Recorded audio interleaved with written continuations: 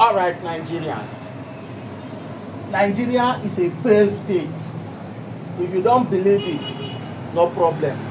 But if you are Igbo, Yoruba, Hausa or Fulani, this video is for you. Watch this video. Are Nigerians parasites? In almost every country on earth, there is a Nigerian prisoner. However, no one wants to go to Nigeria. Moving abroad is the top 5 career categories in Nigeria. They have ruined their country so terribly that it has become uninhabitable. Police stations look like pigsties, whilst government buildings look like building sites. Corruption in Nigeria is no longer frowned upon. Instead, it is praised. Criminality is celebrated in every echelon of society. The people themselves do not elect decent Nigerians, they elect criminals. You know, a country celebrates corruption and crime when it is 99% corrupt, but never has any top government official ever been convicted and imprisoned. In Nigeria, communication is conducted through screaming, hand gestures, and sometimes the fist way.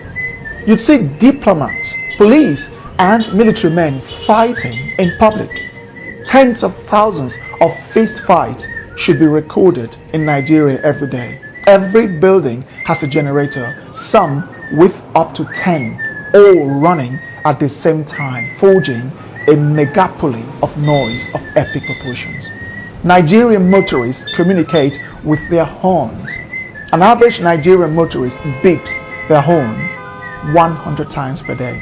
Imagine the noise pollution. In Nigeria, the pastor is corrupt, the doctor is corrupt, the engineer, the teacher, the professor, the custom officials, the police, the passport official, the teller, the banker, the ministers, the president, and everyone is corrupt. I'm not sure you understood. I will elaborate. You can get to the Nigerian border with explosives, bribe the officials, and they'll let you in. You can bribe your way for your professors to give you the best grade. Bribe the passport officials to delete your name from the system and create a new identity for you. Or pay the police to arrest someone who annoys you. Nigeria is a complete shithole. Now imagine people raised under such chaotic system coming into your country. From the day they were born, they bribed their way through the authorities, school, and even employment. When a government job opening becomes available, the person in charge sells it to the highest bidder. You see, this is not talked about enough. I have given this a serious thought before making this video, and it breaks my heart that I have to make it. A Nigerian have no sense of queue, keeping the street clean, respect authority, law and order, or the faintest idea of customer service. There is only one thing on the mind of a Nigerian: make money and buy respect. They have succeeded in creating nations within their country. The Hausa, Yoruba, and Igbo effectively have quasi-nations within Nigeria. You should see them bashing, fighting, hating, and disparaging each other instead of working together to fix up the world's greatest human shithole ever put together, called Nigeria. Let me take you around the world. There are Nigerian prisoners in South Africa, Namibia, Botswana, Kenya, Angola, Gabon, Cameroon, Ghana, Cote d'Ivoire, Senegal, Indonesia, the UAE, Qatar, Pakistan, India, Thailand, Malaysia, Singapore, Vietnam, China, Hong Kong, Japan, South Korea, Russia, Ukraine, Poland, Germany, Italy, Switzerland, Norway, the Netherlands, Spain, Canada, the USA, Colombia, Brazil, and even countries as poor as Chad, Congo, and Mali.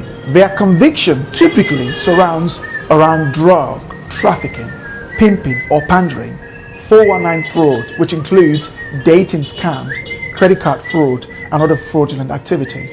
The world has every reason to scrutinize Nigerians 5 times more, or even ban them altogether. Nigerians give black Africans a bad name. I bet you Namibians, Botswana, Kenyans, Angolans, Senegalese, Burkinabes, South Sudanese or South Africans commit the least crime of all Africans who live in the West, South America and East Asia. Botswana, Namibians, South Africans and Kenyans don't leave their countries like Nigerians do. When they do so legally, and when they are in your countries, they are 10 times more likely to abide by the law of the land and stay away from crimes. In contrast, Nigerians would fight in public at every opportunity. They have one of the lowest levels of etiquette in the world. 7 out of 10 Nigerians have been involved in public fighting in their lives, as this is our Nigerian way of resolving dispute. Now imagine letting someone who doesn't understand law and order not to litter, not to urinate in public, how to dial up instead of yelling and using their fists in your country. What do you think will happen? They don't get along with their neighbors or other African countries. How do you think they'll get along with the world's most evolved and developed societies of the West and East Asia? The Nigerian sees the humane laws of your country as a weakness to exploit.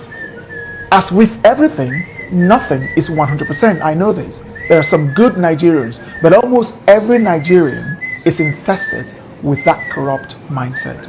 Living in Nigeria, I have tried to find something good to sell to the world, but unfortunately, there are scarce. It is a land absent from progress. The Nigerian system is broken. Nigeria is not even a country. A Hausa person hates the Igbo person to the extent that they can wipe them out. The Igbo hate the Hausa in the same way. The Yoruba have a fundamental hatred for the Igbo that they'll rather die than elect an Igbo person, whilst the Igbo are the world's most arrogant, self-deluding, zero etiquette people of Africa. These 3 major ethnic groups, Hausa, Igbo and Yoruba, each have over 40 million people, with the Hausa nearing 65 million. Now imagine putting Spain, England and Poland into one country. Do you know the type of chaos you'd be creating? This is how Nigeria is. The Spanish, English and Polish are all European, but they cannot function as one country. So too do the Hausa, Yoruba and Igbo. These people cannot function under one country. When government ministerial positions are declared, they often have to reflect the Hausa, Yoruba and Igbo shares before the other minority ethnic groups receive their own share. If the sharing favors one ethnic group more than the other, they fight, yell, insult and complain until the next appointment. The other ethnic group in charge will now retaliate by appointing their own ethnic group. The presidency has to go to that ethnic group, then that one, and this one, and those one. Then when the next one comes, they keep changing. You see, in short, the number of ministerial positions have to reflect the various ethnic groups. This is not a country, but a bunch of tribal, unevolved, mentally unstable, over 200 million stupid people. Why would any country let Nigerians into their country? I'm not sure, but if I were the Prime Minister of the United Kingdom, I would impose a total ban on Nigerians. The risk outweighs the benefit. There are 24 million homeless Nigerians, which is almost the same as the rest of sub-Saharan Africa combined. And over 70% of the country's population lives in poverty. That is over 160 million people. The highest in the world when averaged, given that India has over 5 times as many people as Nigeria. They have the largest arable land in Africa, Nigeria, yet most of that is uncultivated. Their weather is characterized by abundant sunshine during the dry season and ample rainfall during the raining season.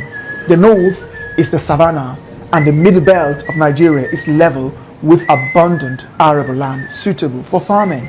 Still, 56% of Nigeria's 70 to 84 million hectares of arable land remains uncultivated or underutilized. You begin to ask yourself, why are these people hungry? The answer is simple: incompetence and a collective lack of skills to run a country. Nothing in Nigeria is properly managed, from the police to the immigration services, customs to the airport, traffic to the road network, schools to the national grid, and from the people to their own very homes.